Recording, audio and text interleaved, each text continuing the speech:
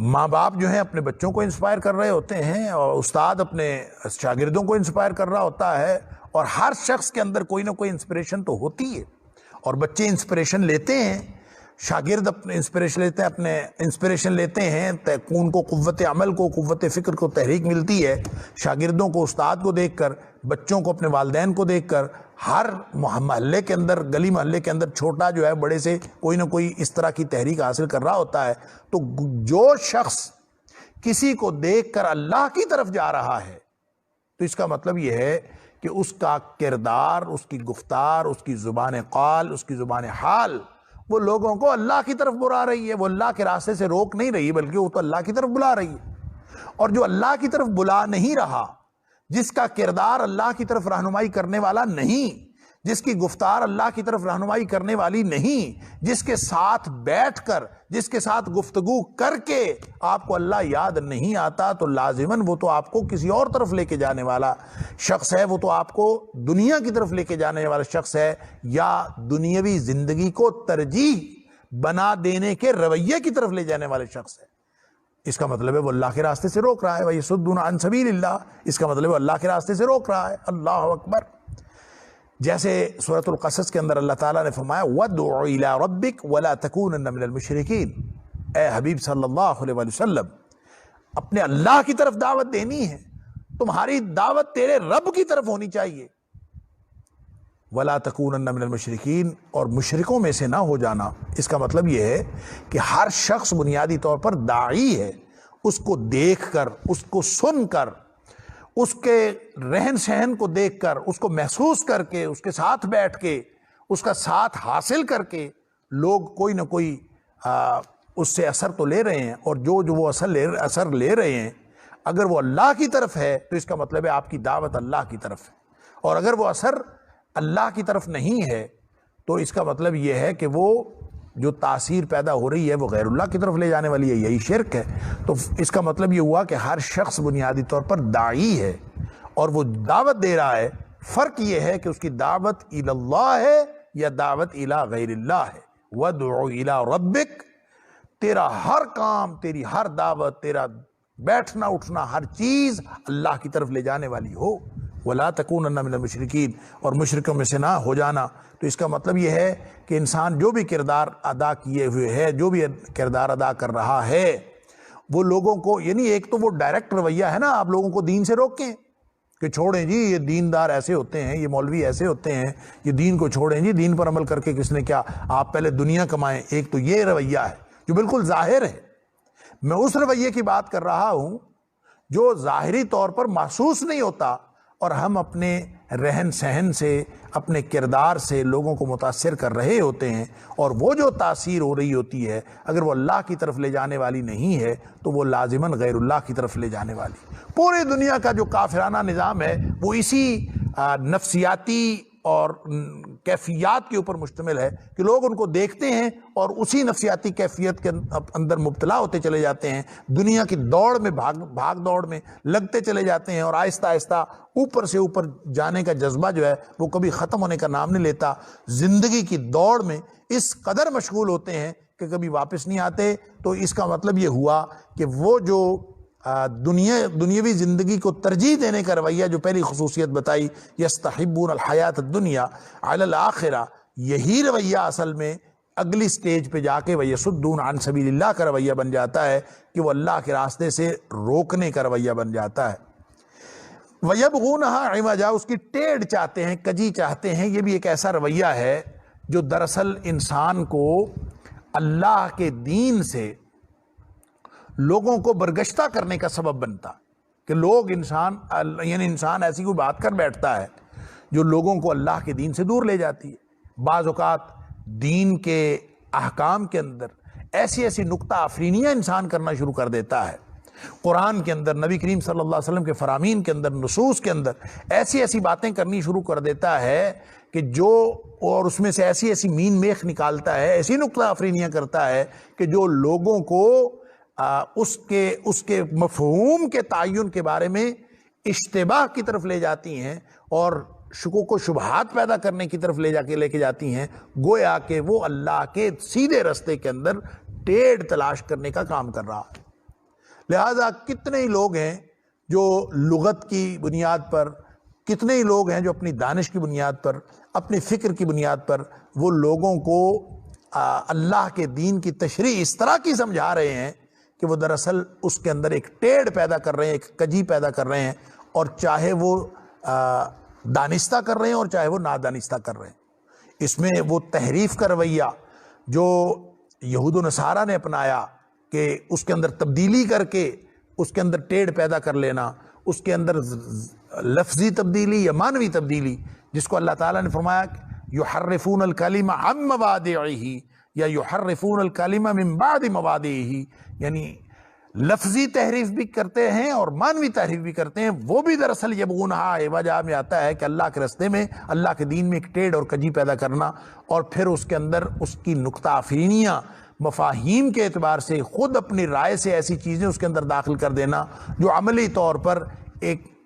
سادہ دین اسلام کو ایک گورکھ دھندا بنا کے رکھ دیں اور لوگوں کو عملی طور پر اس کے اندر بہت سارے اشکالات پیدا کر دیں۔ ایسی جو مشکل اور پیچیدہ قسم کی بحثیں ہیں جو عوام الناس کو سمجھانا، یہ بھی دراصل اللہ کے راستے میں ٹیڑھ پیدا کرنے کے مترادف ہے کہ آپ عوام الناس کے سامنے ایسی چیزیں رکھ دیں جو ان کو دین کی تفہیم میں سہولت دینے کی بجائے ان کے لیے پیچیدگیوں کا باعث بنے، اور وہ لوگ بجائے دین کے قریب ہونے کے دور ہوتے جائیں۔ تو یہ بھی یبغونہا عوجا کہ اس کے اندر وہ ٹیڑھ اور کجی چاہتے ہیں، یہ بھی اس کا ایک مطلب ہو سکتا ہے۔ تو یہ جو تینوں باتیں یہاں پہ بتائی گئی ہیں، ایک تو یعنی وویل للکافرین ہے، انکار، ایسا کفر جس کے اندر یہ تین خصوصیت ہوں، کیا کہ دنیا کی زندگی کو ترجیح ہے آخرت پر۔ اللہ اکبر، آخرت کوئی ترجیح نہیں، آخرت برباد ہوتی ہے ہو جائے، دنیا بننی چاہیے۔ وَيَصُدُّونَ عَن سَبِيلِ اللَّهِ، اور اللہ کے راستے سے روکنے کا رویہ جس کی میں نے عرض کیا، اور تیسرا وَيَبْغُونَهَا عِوَجًا، اس کی ٹیڑھ چاہنا۔ فرمایا یہ تین کام ایسے ہیں کہ جو شخص یہ کر رہا ہو اولئک فی ضلال بعید، یہ تو پھر دور کی گمراہی میں ہے۔ اللہ، یہ وہ غلط رویہ ہے، یہ وہ دوسرا رویہ ہے، یہ ہے وہ ظلمتوں اور اندھیروں کا رویہ جو جس کی سزا جو ہے وہ اللہ کریم دنیا میں بھی دیتا ہے اور آخرت میں بھی دیتا ہے، اور دوسری طرف وہ ہدایت کا رویہ ہے جس کے لیے ظلمات سے یعنی اندھیروں سے نور کی طرف لانے کے لیے اللہ تعالیٰ نے اپنے انبیاء اور رسول بھیجے۔ پھر فرمایا کہ وَمَا أَرْسَلْنَا مِن رَّسُولٍ إِلَّا بِلِسَانِ قَوْمِهِ، نہیں بھیجا ہم نے کوئی بھی رسول، وَمَا أَرْسَلْنَا مِن رَّسُولٍ، نہیں بھیجا ہم نے کوئی بھی رسول، إِلَّا مگر بِلِسَانِ قَوْمِهِ، وہ اپنی قومی زبان میں وہ آ کے دعوت دیتا ہے، إِلَّا مگر بِلِسَانِ قَوْمِهِ، اپنے قوم کی زبان کے اندر دعوت دینے والا بن کے آیا، لِيُبَيِّنَ لَهُمْ، تاکہ وہ واضح کر دے ان کے اوپر، اس لیے کہ ان کی زبان میں بات کرے گا تو واضح ہوگا۔ فَيُضِلُّ اللَّهُ مَن يَشَاءُ، پس اللہ جس کو چاہتا ہے گمراہ کرتا ہے، وَيَهْدِي مَن يَشَاءُ، اور جس کو چاہتا ہے ہدایت دیتا ہے، وَهُوَ الْعَزِيزُ الْحَكِيمُ، اور وہ بڑا ہی غلبے والا اور بہت حکمتوں والا ہے۔ اب یہ اللہ تعالیٰ ہر نبی کو اللہ تعالیٰ فرما رہا ہے کہ ہر نبی کو ہم نے اس کی قومی زبان کے اندر بھیجا، کیونکہ نبی اکرم صلی اللہ علیہ وسلم سے پہلے جتنے بھی انبیاء آئے وہ کسی نہ کسی قوم کی طرف آئے، لہٰذا جس قوم کی طرف آئے اسی قوم کی زبان کے اندر اللہ تعالیٰ نے ان کو وحی عطا فرما دی،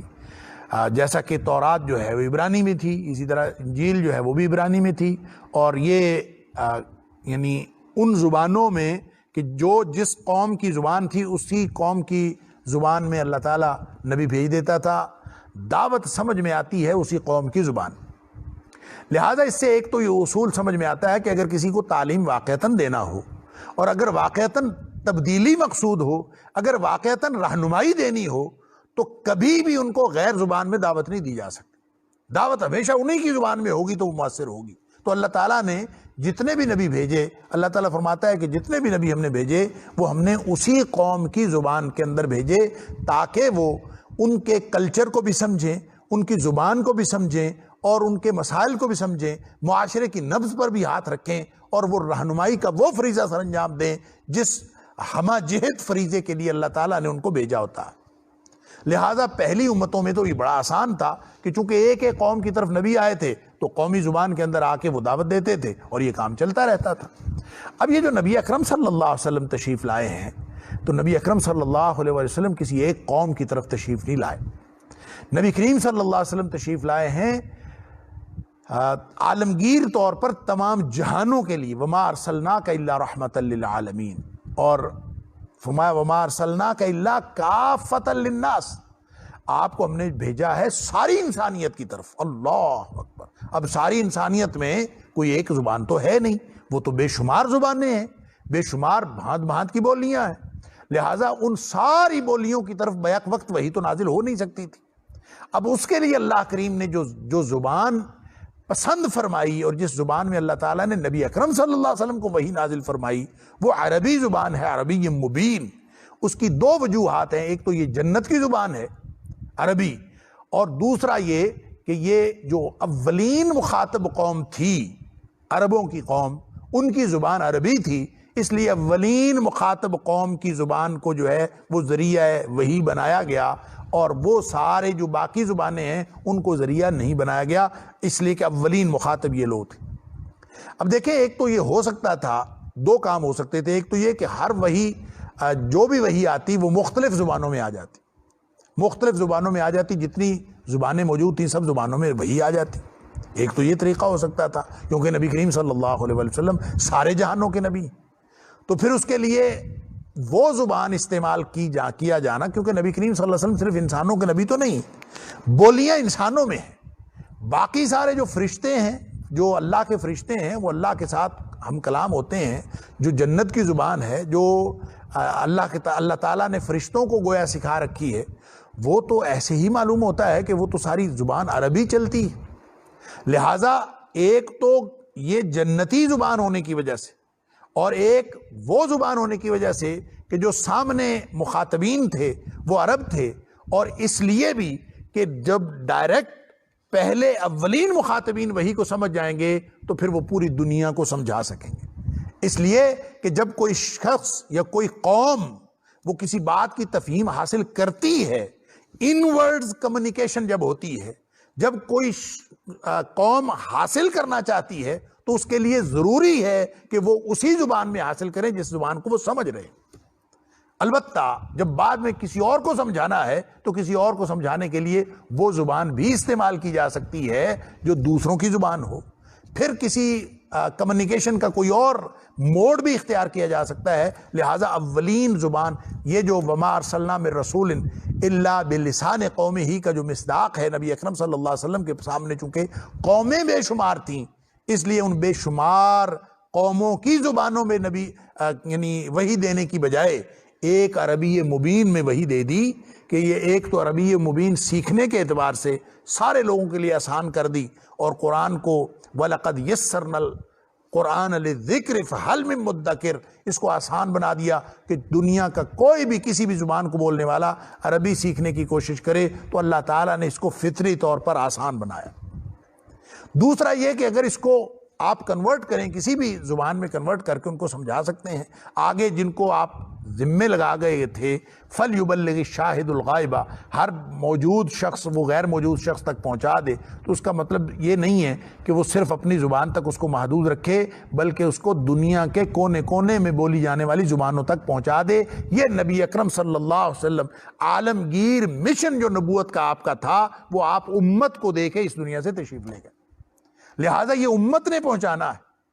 اور دنیا میں جو بھی زبان بولی جاتی ہے، دو ہی طریقے ہیں، یا آپ ان کو جا کے عربی سکھائیں اور عربی میں سمجھائیں، اور یا آپ ان کو ان کی زبان میں دین سمجھائیں. یہ دونوں میں سے کوئی ایک طریقہ اختیار کرنا پڑے گا. پھر نبی اکرم صلی اللہ علیہ وسلم کا جو آپ کے اوپر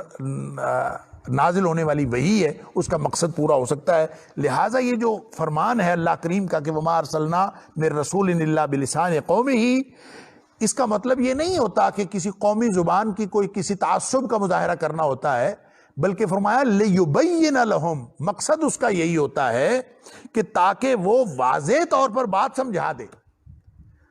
اب عربی مبین کو اللہ تعالیٰ نے اس طرح کی زبان بنایا ہے کہ اس کے ذریعے سے اللہ تعالیٰ دنیا کائنات کی ہر قوم کو بات سمجھا دیتا. اور یہ ایک تو عربی زبان کی خصوصیت یہ ہے، دوسرا اس کی ضرورت یہ تھی کہ اولین مخاطب قوم عربی تھی، اس لیے ان کو عربی زبان میں قرآن نازل ہو گیا۔ اب لہٰذا یہ اعتراض نہیں بنتا کہ عربی زبان میں کیوں نازل ہوا اور باقی زبانوں میں کیوں نازل نہیں ہوا۔ اب باقی زبانوں میں بیک وقت تو نازل ہو نہیں سکتا تھا، اس لیے عربی زبان میں نازل کر کے اب اس کو اللہ تعالیٰ نے ذریعہ بنایا ہے، اور قیامت تک کے لیے وہ جو فَلْيُبَلِّغِ الشَّاهِدُ الْغَائِبَ کا، اب دیکھیں کہ دنیا کی کوئی زبان شاید ایسی نہیں ہے جس کے اندر قرآن حکیم کا ترجمہ نہ ہو چکا ہو اور اس زبان کے اندر دین کی تعلیم نہ دی جا رہی ہو۔ یہ اللہ تعالیٰ نے ایک ذریعہ بنایا ہے، کیونکہ اب قومی زبان ایک نہیں تھی، بے شمار زبانیں تھیں۔ جب پچھلے انبیاء آتے رہے نبی کریم صلی اللہ علیہ وسلم سے پہلے، تو وہ ایک قومی زبان ہوتی تھی اور اسی زبان میں وہ آ کے تبلیغ کیا کرتے تھے۔ اب آگے ایک اور بڑی حقیقت، فَيُضِلُّ اللَّهُ مَن يَشَاءُ وَيَهْدِي مَن يَشَاءُ، اللہ اکبر، کہ کوئی یہ نہ سمجھے کہ قومی زبان میں نبی آ جائے گا تو پھر ہدایت لازم ہو جائے گی۔ نہیں، نبی اپنا کام کرتا ہے، وہ صرف بات پہنچاتا ہے۔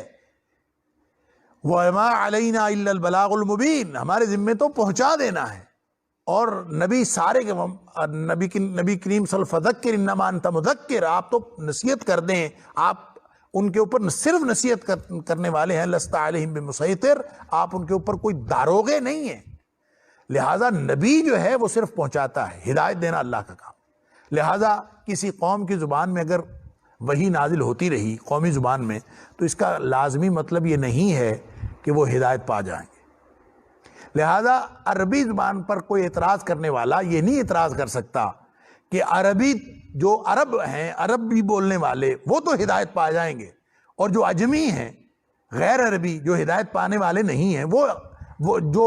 عربی زبان بولنے والے نہیں ہیں، وہ ہدایت نہیں پا سکتے۔ تو یہاں پہ قانون بتا دیا کہ ہدایت کا تعلق قومی زبان ہونے کے ساتھ نہیں ہے۔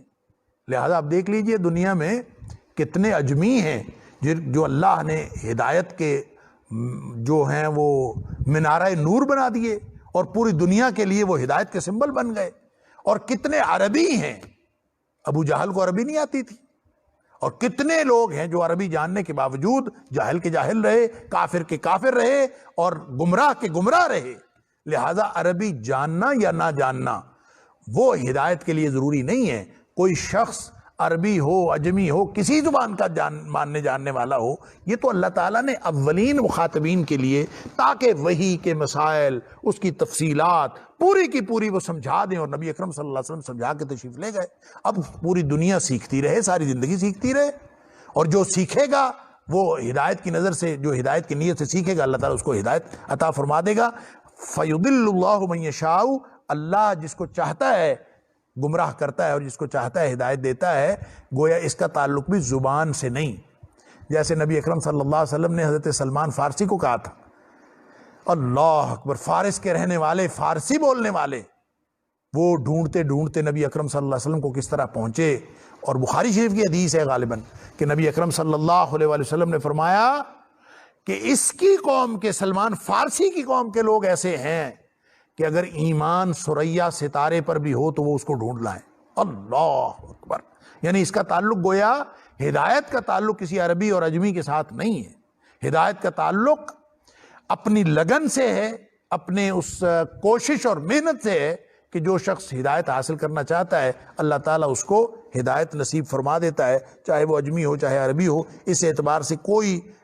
یعنی فرق نہیں ہے کہ صرف عربیوں کو ہدایت ہوتی ہے اور اجمیوں کو نہیں ہوتی۔ فما فَيُضِلُّ اللَّهُ مَن يَشَاءُ وَيَهْدِي مَن يَشَاءُ، مقصد زبان کا ہوتا ہے لِيُبَيِّنَ لَهُمْ، وضاحت سے وہ ان کو بتا دیں۔ تو وضاحت ہو گئی، سارا کچھ سکھا دیا، اب آگے یہ کمیونیکیٹ ہو رہا ہے اور پوری دنیا میں ڈسیمینیٹ ہو گیا، دین ہر تک پہنچ گیا، ہم سب ایک دوسرے کو اپنی اپنی زبانوں میں سمجھا رہے ہیں۔ اور یہ اعجاز ہے اس قرآن کا کہ ہے یہ عربی زبان میں، ہر زبان میں اس کا ترجمہ بھی ہوا، ہر زبان والے کے لیے سمجھنا آسان۔ وَلَقَدْ يَسَّرْنَا الْقُرْآنَ لِلذِّكْرِ فَهَلْ مِن مُدَّكِرٍ، کوئی ہے سمجھنے والا آ کے قرآن کو پڑھے، سیکھے، سمجھے۔ تو یہ اللہ تعالیٰ فرما رہا ہے کہ پہلی قوموں کے جتنے بھی رسول آئے وہ اپنی قومی زبان میں گفتگو کرتے رہے۔ نبی اکرم صلی اللہ علیہ وسلم کے اولین مخاطب جو چونکہ عرب تھے اس لیے عربی زبان میں آ گیا۔ باقی ہدایت کی بات رہی، ہدایت اجمیوں کے لیے بھی ہے اور عربیوں کے لیے بھی ہے۔ فَيُضِلُّ اللَّهُ مَن يَشَاءُ وَيَهْدِي مَن يَشَاءُ وَهُوَ الْعَزِيزُ الْحَكِيمُ، وہ بڑے غلبے والا ہے اور حکمتوں والا بھی وہ ہے۔ بات یہ ہے کہ جتنی بھی حکمتیں آپ ڈھونڈ لیں کہ عربی زبان میں قرآن نازل ہوا، اس کی کتنی حکمتیں آپ ڈھونڈ لیں گے، آپ جتنی مرضی حکمتیں ڈھونڈ لیں، اصل حکمتیں اللہ کو معلوم ہیں، وہ جاننے والا ہے ساری حکمتوں کا۔ وَلَقَدْ أَرْسَلْنَا مُوسَىٰ بِآيَاتِنَا أَنْ أَخْرِجْ قَوْمَكَ مِنَ الظُّلُمَاتِ إِلَى النُّورِ۔ اب دیکھیں یہ جہاں تک آیت نمبر 4 تک یہ قرآن کا ایک عمومی جو مقصد نزول بتا دیا، نبی اکرم صلی اللہ علیہ وسلم کا مشن بتا دیا،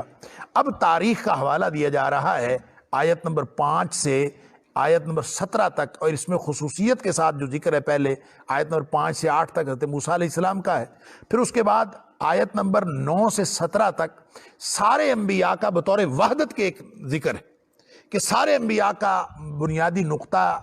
جو نقطہ دعوت ہے یعنی توحید وہ بھی ایک تھا، اور اس طرح سے بھی وحدت انبیاء کا ذکر کیا گیا ہے اور انبیاء اور رسول کی وحدت کا تذکرہ ہے، اور دوسرا یہ کہ کردار کے اعتبار سے بھی سارے انبیاء اور رسول ایک جیسے تھے، اور ان کا تذکرہ آیت نمبر 9 سے 17 تک۔ تو یہ گویا یہاں پہ ایک تاریخ کے حوالے کے طور پر حضرت موسیٰ علیہ السلام کا ذکر اور باقی انبیاء کا ذکر کیا گیا ہے۔ فرمایا وَإِذْ قَالَ مُوسَىٰ وَلَقَدْ أَرْسَلْنَا مُوسَىٰ، اور جب ہم نے بھیجا موسیٰ علیہ السلام کو بِآیاتِنَا، اپنی نشانیاں دے کر، یعنی موسیٰ علیہ السلام کو کون کون سی نشانیاں دی؟ بے شمار نشانیاں دی۔ جو تورات کی آیات ہیں، ایک تو وہ آیات ہیں جیسے قرآن کی آیات ہیں، تو ان کو بھی جملے اور فقرے نہیں کہا گیا، یہ بات بھی پہلے میں عرض کر چکا ہوں کہ قرآن کی آیات کو بھی جملے اور فقرے نہیں کہا گیا، بلکہ یہ آیات ہیں، نشانیاں ہیں، ایک ایک جملہ نشانی ہے، اس لیے ان کو آیات کہا گیا۔ اسی طرح تورات کے جتنے جملے فقرے تھے وہ بھی نشانیاں تھیں، اور دوسرا وہ نشانیاں تھیں، وہ معجزات تھے جو اللہ تعالیٰ نے حضرت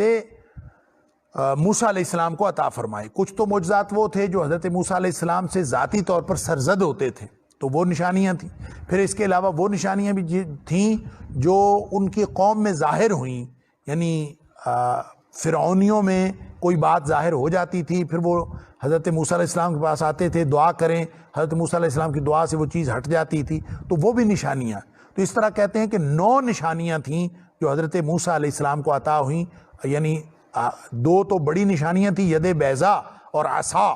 یعنی آپ عصا پھینکتے تھے سانپ بن جاتا تھا، اور آپ اپنی بغل سے ہاتھ نکالتے تھے وہ چمکتا ہوا نکلتا تھا۔ یہ تو 2 معجزے تھے جو نبی اکرم جو حضرت موسیٰ علیہ السلام کو اللہ تعالیٰ نے ڈائریکٹلی عطا فرمائے تھے، اور وہ جب ان دوسروں کو دکھانا مقصود ہوتا تھا وہ عصا پھینک دیتے تھے، اور اللہ کے حکم سے وہ چلتا ہوا سانپ بن جاتا تھا، دوبارہ پکڑتے تھے وہ پھر ویسے ہو جاتا تھا۔ اور دوسرا یہ کہ آپ اپنا ہاتھ اپنے گریبان میں ڈال کے اپنی بغل میں ڈال کے باہر نکالتے تھے تو وہ چمکتا ہوا نظر آتا تھا اور بغیر کسی تکلیف کے، تو یہ بھی ایک نشانی تھی۔ ان 2 کے علاوہ 7 اور نشانیاں تھیں جو مختلف طرح سے اس قوم کے اندر ظاہر ہوئیں، ظاہری طور پر حضرت موسیٰ علیہ السلام کی نبوت کی صداقت کی نشانیوں کے طور پر، جس کے اندر کہتے ہیں کہ ان کے اوپر طوفان آئے، قرآن میں ذکر ہے، اور ٹڈیاں ان کے اندر آ گئیں، مینڈک ان کے اندر آ گئے، خون ان کے اندر آ گیا، یعنی مختلف قسم کی اس طرح کی وبائیں ان کے اندر پھوٹتی رہیں اور آفتیں آتی رہیں، بلائیں آتی رہیں، پھر حضرت موسیٰ علیہ السلام کی دعا سے وہ ختم ہوتی رہیں۔ اسی طرح قحط ان کے اوپر پڑا، اسی طرح پیداوار میں کمی ان کے اندر ہوئی۔ تو یہ کل 9 نشانیاں تھیں جو ان کے اوپر آتی رہیں۔ تو اللہ تعالیٰ فرماتا ہے کہ وَمَا أَرْسَلْنَا وَلَقَدْ أَرْسَلْنَا مُوسَىٰ بِآيَاتِنَا، موسیٰ علیہ السلام کو ہم نے کتنی نشانیاں دے کر بھیجا، اور ان نشانیوں کا مقصد کیا تھا؟ أَنْ أَخْرِجْ قَوْمَكَ مِنَ الظُّلُمَاتِ إِلَى النُّورِ، وہی مقصد تھا کہ جو پہلے مقصد نزول قرآن واضح ہو گیا کہ لِتُخْرِجَ النَّاسَ مِنَ الظُّلُمَاتِ إِلَى النُّورِ۔ پہلی آیت میں فرمایا اے حبیب صلی اللہ علیہ وسلم، یہ کتاب ہم نے اس لیے نازل کی ہے تاکہ آپ لوگوں کو اندھیروں سے نکال کر روشنی میں لے جائیں۔ تو موسیٰ علیہ السلام کی طرف ہم نے جو نشانیاں نازل کی تھیں، ان کو جو جن نشانیوں کے ساتھ بھیجا تھا، چاہے اس سے مراد تورات کی آیات ہیں جو علمی نشانیاں تھیں، یا اس سے مراد وہ نشانیاں ہیں جو فزیکلی اللہ تعالیٰ نے ان کو عطا کی تھی، معجزات تھے، وہ 9 نشانیاں، ان سب کا مقصد بھی کیا تھا؟ ان اخرج قومک من الظلمات الی النور۔ موسیٰ علیہ السلام کی دعوت کا مقصد بھی وہی تھا جو نبی اکرم صلی اللہ علیہ وسلم کی دعوت کا مقصد۔ یہ وہی بات ہے جو شروع میں نے عرض کی کہ وحدت انبیاء و رسل، دعوت کے اعتبار سے بھی اور کردار کے اعتبار سے۔ دعوت توحید کی، کردار شکر کا، یہ ہے پورا مرکزی مضمون جس کو یعنی اس پورے قرآن میں بیان کیا گیا ہے مختلف اسالیب، پوری سورت کے اندر بیان کیا گیا ہے مختلف اسالیب کے ساتھ۔ وَذَكِّرْهُمْ بِأَيَّامِ اللَّهِ، یعنی ان کو حکم دیا کہ یہ نشانیاں ہیں اور جا کے اندھیروں سے نکالو ان کو، روشنی میں لاؤ۔ وَذَكِّرْهُمْ، اور ان کو نصیحت کیجئے، بِأَيَّامِ اللَّهِ، اللہ کے دنوں کے ساتھ، بِأَيَّامِ اللَّهِ۔ یہ ہے وہ اصطلاح جس کا ذکر میں شروع میں بھی کر رہا تھا کہ آیت نمبر 5 کے اندر اللہ تعالیٰ نے فرمایا ہے کہ وَذَكِّرْهُمْ بِأَيَّامِ اللَّهِ، اے موسیٰ علیہ السلام ان کو آپ نصیحت کیجئے ایام اللہ کے ساتھ۔ اور ایام اللہ کیا ہے؟ اس میں بعض لوگوں نے اس کا ترجمہ کیا ہے وہ انعامات جو اللہ تعالیٰ نے دیے ہیں، اللہ کی نعمتوں کے ساتھ۔ بعض نے ایام اللہ کا ترجمہ کیا ہے کہ عقوبتیں اور تکلیفیں اور مصیبتیں ان کے ساتھ، ان کا ذکر کیجئے، جو سزائیں آئیں، جو عذاب آئے، جو آفتیں آئیں سابقہ اقوام کے اوپر، تو ان کے ذریعے سے ان کو نصیحت کیجئے۔ اور یہ خاص طور پر جو قرآن حکیم میں دوسری جگہ جہاں یہ لفظ ایام اللہ استعمال ہوا ہے، سورۃ الجاثیہ کی آیت نمبر 14 کے اندر،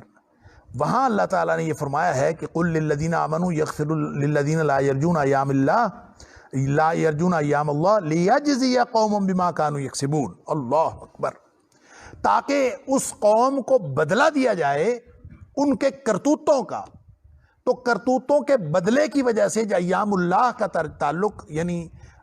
جو ایام اللہ کی امید نہیں رکھتے، اس کے بارے میں وہ یقین نہیں رکھتے، ان کو ڈرائیں کہ تاکہ ان کو بدلہ دیا جائے ان کے کرتوتوں کا۔ اس وجہ سے اس کا ترجمہ بعض لوگوں نے عقوبتیں اور تکلیفیں اور آزمائشیں کی ہیں جو ان کے اوپر آئیں، ان کو سزائیں دی گئیں،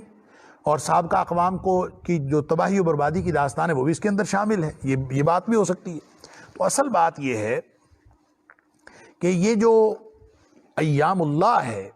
اس کی اصطلاح کو سمجھنے کے لیے یہ ایام یوم کی جمع ہے، اور یوم کہتے ہیں دن کو، اور عام طور پہ ہم دن کا تعین کرتے ہیں طلوع آفتاب سے لے کر غروب آفتاب تک کے وقت کو ہم دن کہتے ہیں۔ حقیقت بات یہ ہے کہ عربوں میں یوم کا جو لفظ ہے یہ صرف اس خاص وقت کے لیے استعمال لازمی طور پر نہیں ہوتا کہ طلوع آفتاب سے لے کر غروب آفتاب تک کا یہ دن ہے، بلکہ دن ایک وقت کا ٹکڑا ہے، کوئی بھی وقت اس کو یوم کہا جا سکتا ہے۔ یعنی بعض اوقات 24 گھنٹوں کو یوم کہا جا سکتا ہے، اور جیسے ساعہ ایک گھنٹہ یا ایک گھڑی کو کہتے ہیں، کسی خاص وقت کو ساعہ بھی کہا جا سکتا ہے، اور کسی بھی وقت کے ٹکڑے کو ساعہ کہا جا سکتا ہے، اس بات سے قطع نظر کہ وہ شام کی گھڑی ہو یا دن کی گھڑی ہو یا صبح کے اجالے میں ہو یا رات کے اندھیرے میں ہو، اس کو بھی کہا جا سکتا ہے۔ اسی طرح وقت، لفظ وقت جہاں استعمال ہوتا ہے، وقت رات کا بھی ہو سکتا ہے، وقت دن کا بھی ہو سکتا ہے۔ تو اسی اعتبار سے لفظ یوم کو بھی ساعت اور وقت کے مترادف استعمال کیا جاتا ہے عربوں میں۔ اسی لیے جو یوم اذن ہے، یوم اذن، اس دن، تو جب اس دن کی بات ہوتی ہے تو اس سے مراد خالص وہ وقت نہیں ہوتا جو طلوع آفتاب سے لے کر غروب آفتاب کا ہوتا ہے، بلکہ یوم اذن جب کہا جاتا ہے اس دن، تو اس دن سے مراد کوئی بھی خاص وقت ہو سکتا ہے، وہ آنے والا ہو سکتا ہے، مستقبل کا ہو سکتا ہے، وہ ماضی کا ہو سکتا ہے۔ یوم اذن سے مراد کوئی بھی خاص وقت ہو سکتا ہے۔ تو اب جب ان معنوں میں آپ دیکھتے ہیں یوم کی جمع ایام، ایام اللہ سے مراد پھر وہ سارے واقعات ہیں جو وقت کے کسی بھی حصے میں رونما ہوئے، وہ سارے کے سارے واقعات ہیں، وہ اس سے مراد ہیں۔ اسی لیے علامہ زبیدی نے تاج العروس میں لکھا ہے، اور سارے ہی تقریباً دیگر جو اہل لغت ہیں انہوں نے اس کا ترجمہ لکھا ہے کہ جو ایام العرب کا لفظ استعمال ہوتا تھا عربوں میں، ایام العرب، اور ایام العرب سے مراد ہوتا تھا وقائع العرب، یعنی عربوں کے واقعات، لہٰذا وہ اچھے واقعات ہوں یا برے واقعات ہوں، وہ عروج کی داستانیں ہوں یا زوال کی داستانیں ہوں، وہ لوگوں کے کامیابی کے قصے ہوں یا لوگوں کی تباہی و بربادی کے قصے ہوں، وہ سارے کے سارے ایام اللہ سے مراد ہیں۔ لہٰذا جب کبھی قرآن تاریخ کا حوالہ دیتا ہے، جب کبھی قرآن سابقہ کسی قوم کی تباہی و بربادی کی داستان سناتا ہے، تذکیر کے لیے سناتا ہے، اور وہ ہے ذکر بایام وذکرہم بایام اللہ. اس کی صحیح تفسیر وہی ہے کہ اللہ کے دنوں کی جو واقعات ہیں، سابقہ اقوام کی جو تاریخ ہے، اس کے ذریعے سے لوگوں کو ڈرائیے اور ان کو سمجھائیے. تو گویا یہاں حضرت موسیٰ علیہ السلام کا ذکر ہو رہا ہے، اور نبی اکرم صلی اللہ علیہ وسلم کے چونکہ حالات